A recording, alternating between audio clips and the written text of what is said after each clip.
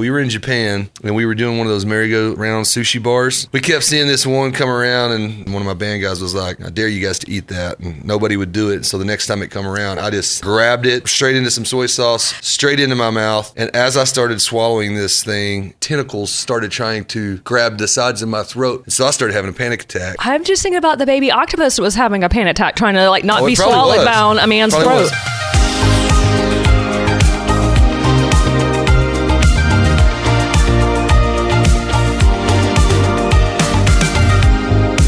Becoming a cartoon character, a disco ball of fun, and a crazy food item. These aren't typically things that you think of when you think of Zach Williams, but we covered this and more on this episode of Talk to Me on the Joy FM podcast.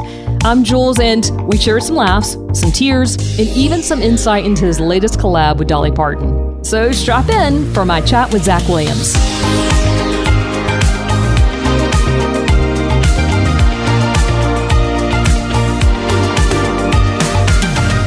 Zach Williams on the Joy FM. Thank you for coming in and doing your puppet reenactment there. I'm excited for that. I'm just joking. We're not going to do puppets. All right. Don't make me take my socks off. I won't. Okay, I won't. All right, let's jump into it. All right, because I have been listening to your new song, Looking for You. Recognized another voice in there. Yeah. Am I right, Dolly Parton? You did, yeah. Did I recognize it? Okay. Yeah. There is a line, a lyric that just, it grabbed my heart when I first heard it. When I couldn't find comfort in the things I could buy, when the party was over and the bottle was dry, you knew I was looking for you. Yep. That was so powerful because That's haven't we all been searching? I mean, that's the thing. I think this song's relatable, to so many people. The title for my record came from this song. It was one of my favorite songs that I've written in a long time, and I just felt like it really described my journey and the years, that it's taken to be where I'm at, and, for years I searched for something to fill this void, this hole that, I thought the world could, offer, and realized that the only thing that fills that is Jesus. And my dad used to tell me that. He would say, I don't have an answer for you for what you're going through other than Jesus. And I used to hear this old saying, growing up in Arkansas, you hear all these old kind of sayings, but I heard this saying, it said, the first place you find something is always the last place you look for it. And I had tried everything but Jesus. And so when I finally gave my life to the Lord, I realized I can look back and now see all those things that I was trying to fill the emptiness with could only be filled by Him. And I realized all my life I've been searching for Him. So it's been really cool to see people respond to this song. So, and when you look back in your life, can you see the areas where God was going after you? Absolutely. Like so many things. I mean, honestly, I probably shouldn't be here now, but he was pursuing me, even though I wasn't pursuing him for a really long time. And so, it's pretty cool. At least for me, I was raised in a church. I remember the first time I heard Jesus' voice in my heart. Yeah. But yet, all these years later, I will still walk away from him. I know. Yeah. So it's I can say in the past, but then yesterday, when I was trying to take a walk away from him. But he's so faithful and pursues me. Yeah, he still loves us. He does. Yep. I want to tell you, when I have a 11-year-old, actually 11 and 2 days year old. She will correct me now because she's like, at that age where every day counts. I have an 11-year-old as well. Yeah. So her name is Ellie. And I said, Ellie, I'm going to be going down and meeting Zach Williams. She said, and it was so precious to me, okay, tell him I said, hey. Well, tell her I said, hey. Do you know why?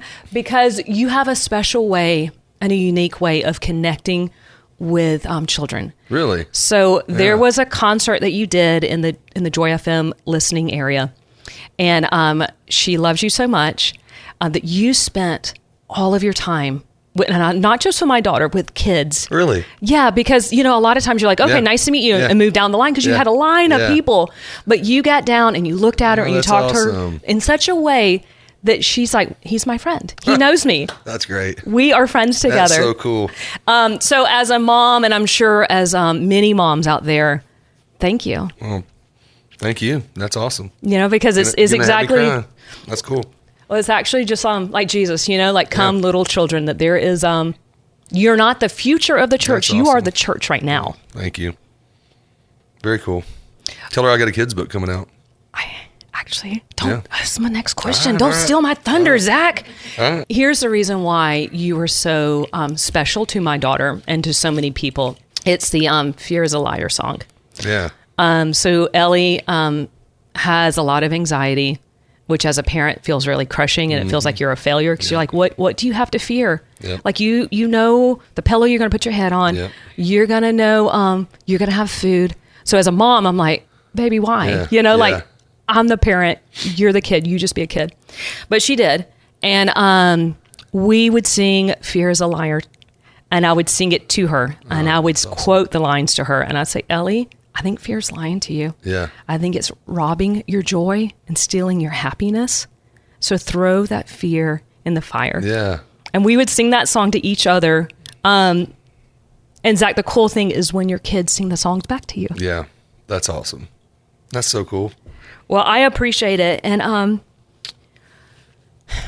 then what would you say, not just to Ellie, not just to the 10 and 11-year-olds, but to all of us, when fear is lying to us, how do you stop it? Yeah, I mean, that's tough because obviously we all go through those seasons in life, and, fear can come in so many different ways, but I think if you've been perfected in God's love, if you're a believer in Jesus, there's nothing to be afraid of. The devil's been defeated, so. And then, as a believer and as an adult, the shame of not trusting God and feeling that fear.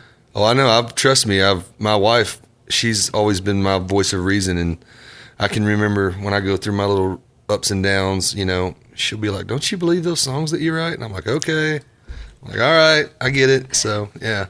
So is your wife, is she the one that puts me in my place? Is she has the biggest voice into you? Yeah, she does, and she's probably got the most faith, and she's got the best discernment. So she's the one I listen to. Yeah. That can speak the truth to you? Yep, absolutely. What's been the hardest truth that she said to you that you had to hear? Oh, man.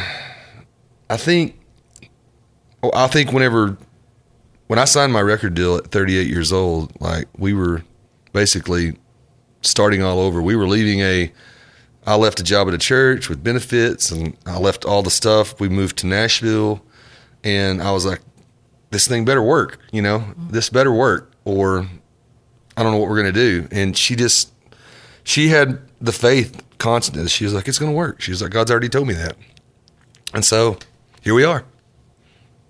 That is amazing. Cool. I did not know that. Yeah, absolutely. So she's your cheerleader back at home? She's my cheerleader for sure. How do you bring your family into your ministry? I know you're the one that's writing the songs and singing it. And well, I think for us, like, my wife has a really cool story. She's got an amazing testimony. My children, they get to see us live it out in life. So they're, they see what I do. They see what me and my wife do. And I see the little things that I catch them doing for other people and friends. So I'm like, okay, something's working here. Like they're catching it, because a lot of times I'm on the road. So we don't get to go to church a lot of times. I'm gone on Sundays, or my wife and kids go without me and things like that. So I'm always like, man, I hope they're like learning what they need to learn about Jesus. But then when I see some of the things that they do, I'm like, okay, they're figuring it out. Like they're getting it. So it's pretty awesome. You have had so many songs that have resonated with the Joy FM listeners, with my Ellie, with me, and so many people. And so might be a hard question, but is there one story that stands out that somebody has come up to you and said? There's a bunch of stories. I still think for me, maybe the first story that I ever got, because I didn't know, how this thing was going to go. And me and my wife, when I first signed my deal and Chainbreaker first went out to radio, I remember we were like, okay, we're gonna be able to handle all these Facebook messages and answer all these emails and this and that, and they just started coming in so fast that we couldn't keep up with everything. And I remember laying in bed one night, and there was this 13, 14-year-old girl that had sent a message to me basically saying that she was about to commit suicide, and heard my song and stopped her, and I was like, wow. Like, she's like, I had no idea who you were, but you saved my life. And I was like, wow. So it's pretty cool. Like, and it's still hard to talk about, but me and my wife were like sitting in bed crying. She was like, dang, is this what this is going to be like all the time? And I was like, I don't know, but it has been. So pretty cool. You got me crying on TV today. Well, I mean, and then that, but think about it, like that God brought you a wife that when you were like, I don't know if we can do this. Yeah. She championed you, and therefore there is a girl that's alive today because you were willing to take the risk. Yeah. All right, let's talk about something Do you happy. Dang. We went straight into it, didn't we? We did. Oh, man. Okay, so then let's take a left turn. Yeah. I want to hear about your children's book because is it going to be out? Here's my biggest question. Is it going to be out in time for Christmas so I can give it to Ellie? It's called A Little More Like Jesus, and it's based off of the song Less Like Me, kind of based off the fruits of the Spirit. And I just think it's targeted for 4 to 8 year olds, but Ellie will like it. So I'm a cartoon character. I got to see myself as a cartoon character, and we kind of followed the Less Like Me video with the bus. So I'm driving the bus, and we're picking up kids, and each little stop's a different fruit of the Spirit, and it's just kind of a tool to teach children, how to deal with their emotions and what they're going through. And so I think it'll be a really cool book for kids, and it was just fun for me to get to do a kids book. So did you ever think that would be? I never thought that would ever happen. I'm glad it did because I remember, a lot of the books that I read to my kids. So when they were like, let's find the artwork that you like. So I started going and pulling all these books off the shelf that we still had that I was like, I like the artwork that's in this book and the colors of this. And so that was the fun part for me because I went to college for graphic design degree. And so that whole art part of it was really cool to get to pick out and find the right artist to help illustrate the book. And so it was cool. That is awesome. Yeah, so you're a recording artist, you're a writer, and also a foodie. I heard that you're a really good chef. When I went and took my daughter in the meet and greet before the concert, they were like, hey, we got a couple more tickets if you want to eat. And I was like, okay. I was thinking like hot dogs and popcorn. And it was like a feast. Yeah. So I don't make that, but I probably could. So I've got a guy that travels with me. His name's Paul Fields, and he lives in Napa, California about half the year, and then just bought a place down in Tennessee. But amazing chef and really cool story. I met him. He was working with the Salvation Army. He had created a culinary program for the Salvation Army to help get people off the streets and incarceration, homelessness, addiction. And they do this culinary program, and then they get them back out into the workforce. And so I'd gone down to play an event for him. And when I tried his food, I was like, all right, how do I talk this guy into, going on tour and doing this? And so we figured it out. And so we've been doing it now for a little over 5 years. And so he does about 60 shows a year with me. And we do a VIP dinner before the show, and it's delicious. It's good. And this summer we're trying a few new ones. We're doing some backyard picnics, so it's going to be kind of a bigger scale with games and kind of hanging out backstage with fans. So it's going to be a lot of fun. Oh man! Yeah. So cooking for you is just another creative outlet. Yeah, I love to cook. I mean, golly, every time I'm home, like my wife, she does this like HelloFresh stuff. So our fridge is just full of pre-made meals because she's like, when you're gone, I have no time to do this. I'm running kids around. It's going to be what it is. And so, and then she always tries to rub it in my face. She's like, the kids actually like my cooking better than yours because they say you're too fancy. And so, I'm like, well, I don't want to come home and eat hamburger helper and green beans out of a can and stuff like that. But she's like, well, they actually like that. And I'm like, kids, do y'all like my food better or your mom's? And then they'll be like, I mean, mom's is all right.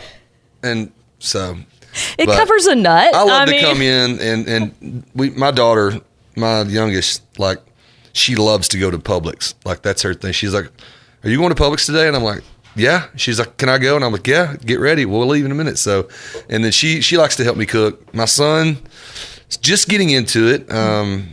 He maybe made the best mac and cheese I've ever had Thanksgiving this past year. He had a recipe he found on TikTok, and he was like, I'm making mac and cheese for Thanksgiving this year. And I was like, go for it. And so I didn't hardly help him at all. And it turned out to be really good. It was one of those baked mac and cheeses. It was good. I am so impressed because I can't cook. So when I hear that people do and they do it well and people actually want to eat your food, I'm like, how is this possible? Yeah, so he's not here so I can say it, but I actually beat Paul, my chef, in a cooking competition on our cruise this past year. Wow, Yeah. that's impressive. And it was voted on by the head chef of the ship that we were on. So it's like non-biased person. Yeah, so he just came in, didn't know whose was whose, and it really bothered him that I beat him. I'm sure. So, he went to school for what he did, and you're like, just whip this up. I said, yeah, you probably need to put a little more salt in that. Oh, that's terrible. Just give me a hard time. All right, I made you cry, and I'm sorry. Yeah, that's all good. So we're gonna do I'm the a teddy disco. bear. I think we have like a minute left, something Sure. like that. But we have we're gonna do something called the Disco Ball of Fun. Disco Ball of Fun. I have questions in here. All right. You just dig in and see if there's one that you want to answer. And if you don't want to answer it and you want Plead the me, fifth. you can do a reverse card on me. All right. Current passion project. I think it's probably, we bought a house last April, and we have worked on that house for over a year. We bought a house. We gutted it. Wow. We remodeled the whole thing, and we just moved in like 3 weeks ago. I say we. My wife moved in 3 weeks ago. We were on the road, and she just finally said, I'm taking everything over, and when you come home from the next show, drive to the new house. Wow. And so we've been kind of living out of unpacked boxes and trying to get our stuff kind of situated. And that has been like our dream for a while. Like since we moved to Tennessee, we do. Since we moved to Tennessee, we've wanted land. You know, I grew up in the country, and we've just wanted a place to kind of like be a little private. And so our kids are in a school down in Columbia, Tennessee. And so we moved a little closer. So we're south of Nashville, probably 45 minutes now, but it's so peaceful. And I was telling one of the guys, I was talking to a radio gal last night, and they've got some land in Chattanooga. And he was like, I said, it feels like you go on vacation when you come home. And I was like, that's what I've always wanted, is to be able to like come home and actually just decompress. And so that's my passion project right now, is getting all this stuff done so that I can literally just come home and not have to work. It's like, like go ahead and hang the frames and stuff like that. Yes. All right, do we have time for one more maybe? Sure. What's the weirdest thing you've ever eaten? That's easy. A live baby octopus. We were in Japan, and I do not recommend ever doing this, but we were in Japan, and we were doing one of those merry-go-round sushi bars, where it's just constant plates moving around with food on it, and you just pick what you want, and you're stacking on the plates. And wow, we kept seeing this one come around, and this was in my like old band days too, so I was a little wilder, up for any kind of challenge. And one of my band guys was like, I dare you guys to eat that, and nobody would do it. So the next time it come around, I grabbed it straight into some soy sauce, straight into my mouth, and as I started swallowing this thing, tentacles started trying to grab the sides of my throat, and I couldn't get it to go down. And so I started having a panic attack. Well, so I'm like drinking as much stuff as I can to just try to flush it down my throat, and I finally get it down. And I was like, I'll never do that again. But that was the weirdest thing. I'm just thinking about the baby octopus that was having a panic attack, trying to like not be swallowed down a man's throat. But I mean, it was like, it was only like that big. It was just a little, it's like what you see when you see the fried calamari, and you get the ones that are like the little baby octopus. So on that trip, two of the weirdest things. So octopus, and then I tried tripe, which is like part of a cow's stomach. And it was the grossest thing I've ever eaten. It was like chewing up a rubber band that smelled like a toilet. Zach, it was disgusting. I love your music, but I won't ever travel with you. So this come is over how to my house. This is what we're having for dinner. Trips. Yeah. No. Zach, thank you so much. Thank you Appreciate for putting out music. Thank you. That is the anthem to so many people. Appreciate that. Thank you, guys. Thanks for listening to another episode of Talk to Me on the Joy FM podcast. Here's what you're going to want to do if you haven't already. Hit the subscribe button so you don't miss out on any episodes. Thanks, and have a good one.